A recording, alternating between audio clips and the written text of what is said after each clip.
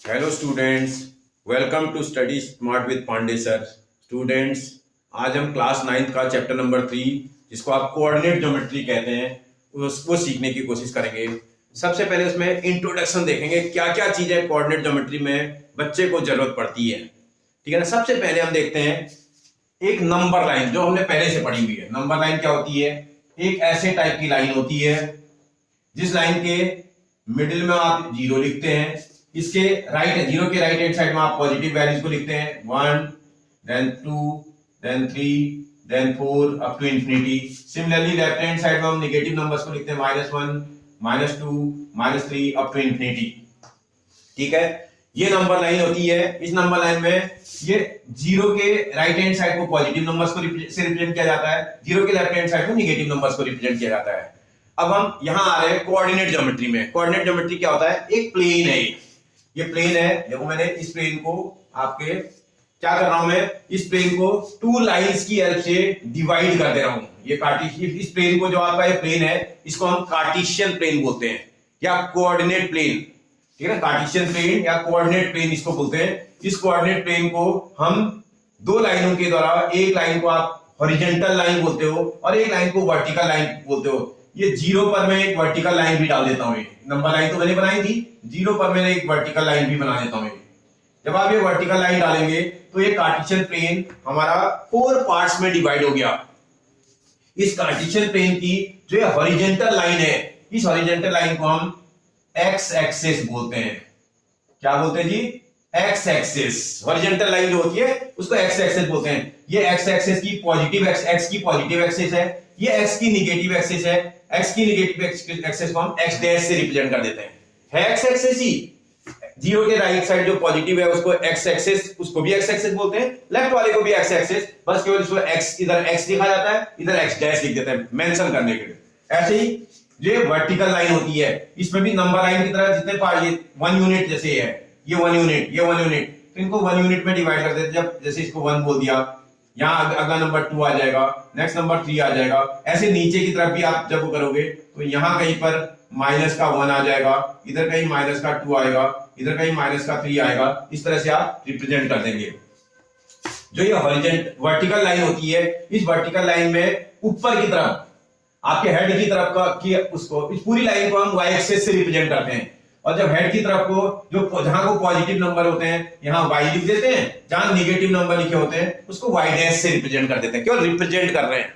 बात समझ में आ रही है आपको? ये वाई जो हॉरिजॉन्टल, जो आपके पास हॉरिजॉन्टल लाइन है, और इस वाले को एक्स एक्सिस जो आपकी वर्टिकल लाइन है, इसको हॉरिजॉन्टल बोलते हैं, जो अर्थ के पैरेलल होती है, और जो अर्थ पर परपेंडिकुलर होती है उसको वर्टिकल एक्सिस बोलते हैं। ये जो वर्टिकल एक्सिस होती है इसके पॉजिटिव की तरफ को, ये कुछ जो आपके जीरो के ऊपर की तरफ होते हैं, हेड की तरफ आपके, वो आपके पॉजिटिव होते हैं। जो आपके फुट की तरफ होते हैं वो निगेटिव होते हैं। इतनी बात आपको समझ लेनी पहले।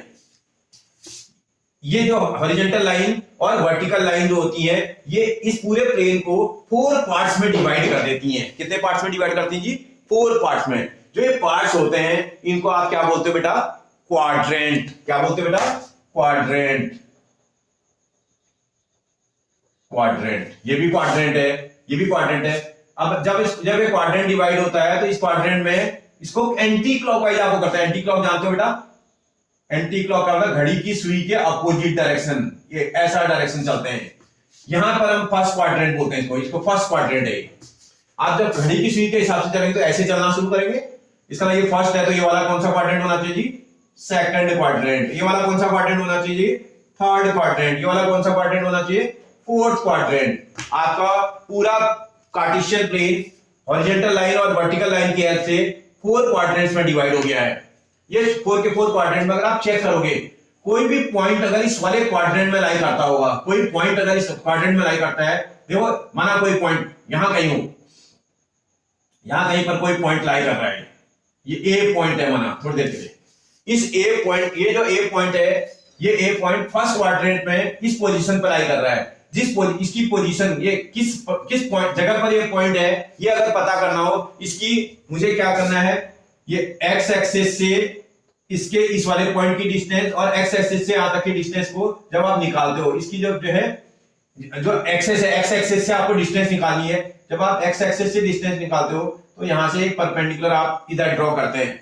ये डिस्टेंस कौन सी आ गई बेटा, एक्स एक्सिस से इस पॉइंट की डिस्टेंस है, पॉइंट की डिस्टेंस।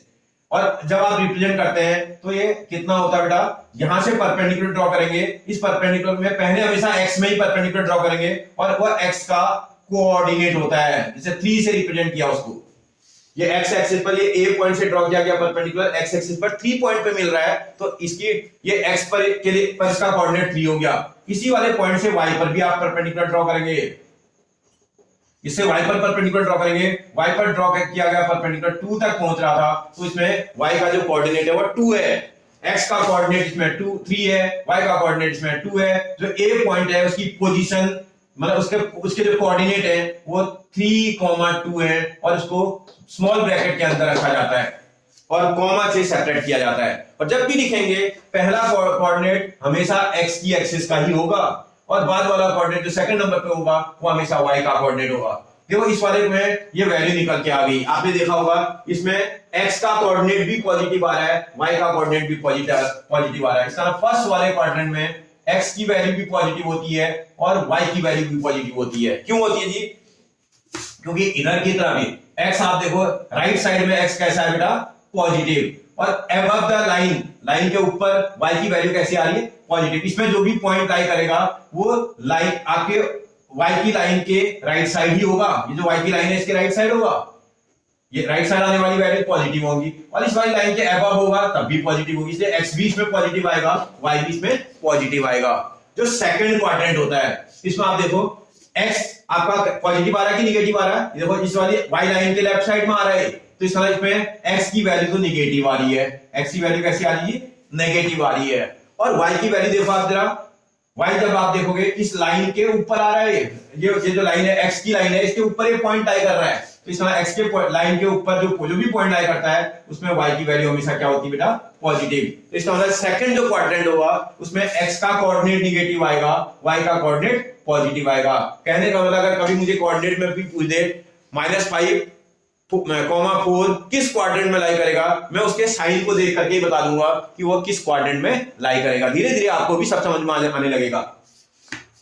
ऐसे थर्ड क्वाड्रेंट को अगर आप 1 मिनट के लिए चेक करें, थर्ड क्वाड्रेंट देखो x का जो कोऑर्डिनेट है वो x की लाइन के नीचे की तरफ आ रहा है, x का जो कोऑर्डिनेट है ये y की लाइन के कहां आ रहा है, लेफ्ट आ रहा है कि राइट आ रहा है, लेफ्ट आ रहा है। जो y की लाइन है x हमेशा इसमें लेफ्ट की तरफ रह रहा है, तो x लेफ्ट की तरफ है तो x की वैल्यू लेफ्ट में कैसी होती है बेटा, नेगेटिव होती है। और y की वैल्यू देखो इस x की लाइन के y नीचे आ रहा है, x की लाइन से नीचे आ रहा है, तो x की लाइन के नीचे की तरफ y की वैल्यू क्या होती है, नेगेटिव होती है। तो इस वाले क्वाड्रेंट में अगर आप देखेंगे x की वैल्यू भी नेगेटिव की आएगी और y की वैल्यू भी नेगेटिव की आएगी। इसका अगर माइनस और माइनस वाला कोऑर्डिनेट कभी पूछेगा किस क्वाड्रेंट में लाई करता है, आप बिना किसी हेजिटेशन देख करके बता देंगे वो थर्ड क्वाड्रेंट में लाई करता होगा।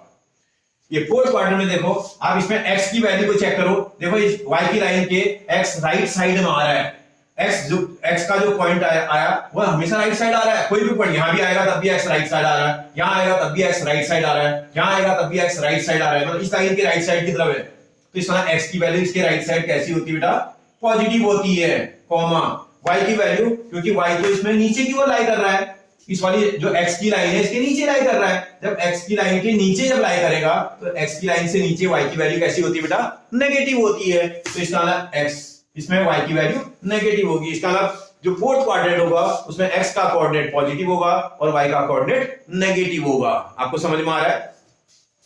अब आप ध्यान से देखिएगा, मतलब फर्स्ट क्वाड्रेंट में x and y both are positive, second quadrant में x negative y positive, third quadrant में x and y both negative, fourth वाले क्वाड्रेंट में x पॉजिटिव y नेगेटिव।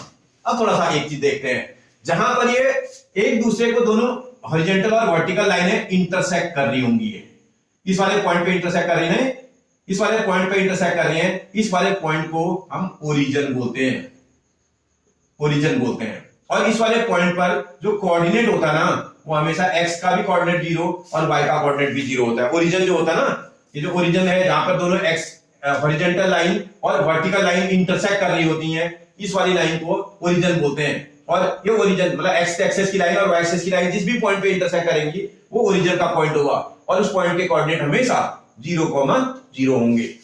आप समझ में आ रही है आपको मेरी बात? 0,0 से उसके ओरिजिन कोऑर्डिनेट को रिप्रेजेंट करा जाएगा। अभी एग्जामिनर बोलेगा आपसे, if a point is lie on x axis, if point is lie on x axis, अगर कोई पॉइंट एक्स एक्सिस में लाई करता है तो उसके कोऑर्डिनेट, देन कोऑर्डिनेट, उसके कोऑर्डिनेट ऑफ दैट पॉइंट, उस पॉइंट के क्या कोऑर्डिनेट होंगे जी? देखते हैं, एक मिनट समझते हैं पहले, अभी तो तभी समझ आएगा। एक्स एक्सिस में कोई भी पॉइंट लाई करेगा, कहीं लाई कर ले, उसमें एक्स की कुछ ना कुछ वैल्यू होगी। एक्स एक्सिस का मतलब एक्स की लाइन में, एक्स की लाइन में अगर यहां पर लाई कर रहा है, एक्स का कुछ ना कुछ कोऑर्डिनेट होगा। वाई कहां बढ़ता है और घटता है बेटा? वाई इस वाली लाइन के ऊपर की ओर पॉजिटिव का बन जाता है, नीचे को निगेटिव हो जाता है। और इस पूरी लाइन में वाई की वैल्यू कितनी होती है बेटा? 0। एक्स की पूरी लाइन में वाई की वैल्यू 0 होती है। इसका मतलब एक्स की लाइन में जब वाई की वैल्यू 0 होती है तो वाई का कोऑर्डिनेट तो एक्स की लाइन में कितना हो जाएगा जी? 0 हो जाएगा। और उसमें एक्स का कुछ ना कुछ वैल्यू आएगी तो इसे उसको एक्स से रिप्रेजेंट कर देते हैं। अब आपको ये ध्यान भी रखना पड़ेगा, if a point is lie on x axis then the coordinate of that point is always x, 0, क्योंकि ये क्लास 10th में भी मुझे जरूरत पड़ेगी। 9th में तो सीख के जाना ही है, 9th में तो पड़ेगी और 10th में भी मुझे इसकी जरूरत पड़ेगी। फिर बोलेगा if a point is lie on y axis, अगर कोई पॉइंट y एक्सिस में लाई करता है then coordinate of that point, तब ऐसे पोजीशन में उस पॉइंट का जो कोऑर्डिनेट होगा वो क्या होगा? अगर कोई पॉइंट y की लाइन में लाई कर रहा है तो भैया x की वैल्यू राइट और लेफ्ट की ओर पॉजिटिव, इधर को पॉजिटिव इधर को निगेटिव, इधर को भी इंक्रीज हो रही है इधर को भी इंक्रीज हो रही है। तो ऐसी कंडीशन में अगर आप देखोगे तो भैया इस पूरी y की लाइन में x की वैल्यू हमेशा 0 होती है। On the line of y value of x is always 0, x तो हमेशा 0 ही आएगा। y की कुछ ना कुछ वैल्यू होगी, देखो यहाँ है y की कुछ वैल्यू होगी, यहाँ है y की कुछ वैल्यू होगी, यहाँ पर है y की कुछ ना कुछ वैल्यू होगी, यहाँ है y की कुछ ना कुछ वैल्यू होनी चाहिए। इसका मतलब y का कुछ ना कुछ तो वैल्यू होगी। इसका मतलब अगर कोई पॉइंट x एक्सिस में लाई करता है, the coordinate of that point is always x, 0, and if the point is lie on y axis then the coordinate of that point is always 0, y। अब जरा देखें, ये तो समझ में आ गया कोऑर्डिनेट क्या है, ये समझ में आया। कोऑर्डिनेट का मतलब किसी भी इस कार्टेशियन प्लेन में कहीं पर भी कोई पॉइंट लाई कर रहा है तो वो x और y दोनों के कोऑर्डिनेट को होल्ड करेगा। ऐसी कंडीशन में जो